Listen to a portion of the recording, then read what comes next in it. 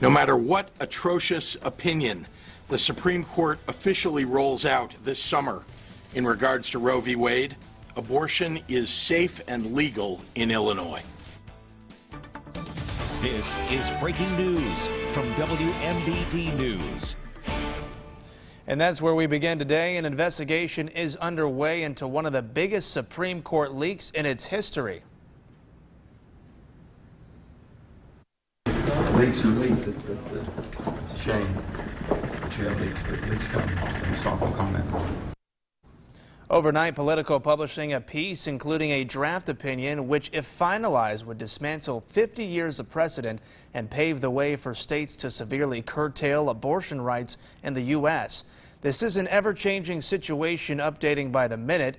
WMBD's Kyrian Lee has been following this story all morning long. She joins us live in the studio now with President Biden's response, along with members of Congress on both sides of the aisle. Kyrian. Matt, in a release, officials from the Supreme Court of the United States confirmed the document described in the report is authentic. However, they say it does not represent a decision by the court or the final position of any member on the case. Supreme Court Chief Justice John G. Roberts releasing a statement saying in part, quote, "To the extent this betrayal of the confidences of the court was intended to undermine the integrity of our operations, it will not succeed. The work of the court will not be affected in any way," end quote. And President Biden is also weighing in on the Politico report, saying he believes that a woman's right to choose is fundamental.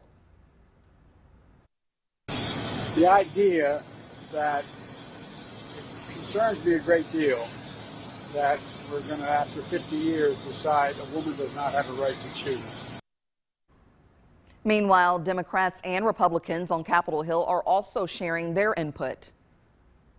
If this report is accurate, the Supreme Court is poised to inflict the greatest restriction of rights in the past 50 years, not just on women, but on all Americans. The court should tune out the bad faith noise and feel completely free to do their job. Now in Congress, Democrats tried and failed to pass a bill that would make abortion rights federal law. The Women's Health Protection Act passed the Democratic-controlled House last fall, but failed in the evenly divided Senate. CBS News reports overturning Roe v. Wade is likely to have a significant impact on this year's elections. Matt, back to you. Kyrian, thanks. Illinois is among the states that will continue to provide abortions even if the landmark decision is struck down. Governor Pritzker affirmed the state's position in remarks earlier this morning. If this ruling stands, if they can reverse 50 years of settled law, then every Supreme Court decision that has made this country freer and fairer can be reversed by this court. Governor Pritzker spoke while surrounded by the legislators that turned the Illinois Reproductive Health Act into law. The measure keeps abortions legal despite any Supreme Court decision. That could make Illinois a sanctuary state for those seeking abortions in neighboring states, which all have strict abortion laws on the books. Now, GOP gubernatorial candidates Jesse Sullivan, Darren Bailey, and Gary Rabine voicing the exact opposite position of Governor Pritzker. Jesse Sullivan said his family dropped to their knees and prayed in gratitude after the news dropped last night. Sullivan said under Pritzker, Illinois will be the, quote, abortion destination of the Midwest, making this race a matter of life and death, end quote. Darren Bailey saying in his own statement, quote, I would help and promote policies and groups that help empower women with real options and save lives. Darren Bailey then said Illinois' laws are too extreme.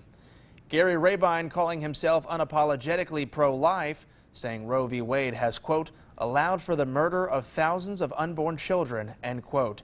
Rabine says he welcomes the court's reversal and that the Illinois and the United States must protect the rights of the unborn.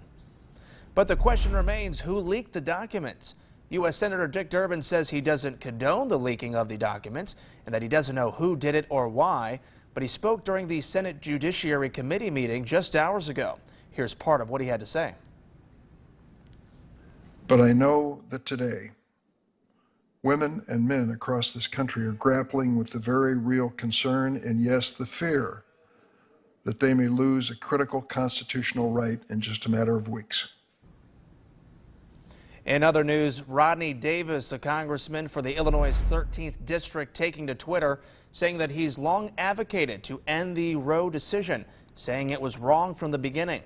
But Davis raised concerns with the leak, saying, quote, "This is nothing more than an attempt to intimidate the justices on this case and sway their opinion," end quote. U.S. Senator Tammy Duckworth also tweeting, saying, quote, "Let's be clear, this is not the final, and the far-right majority will not have the last word. The American people will. Tonight, it's important we get loud, organize, and demand action from the Senate," end quote. And local congressional candidates are responding to the SCOTUS leak. 13th District candidate Jesse Rising says, quote, "Unborn children are among the most vulnerable members of our society and deserve our protection.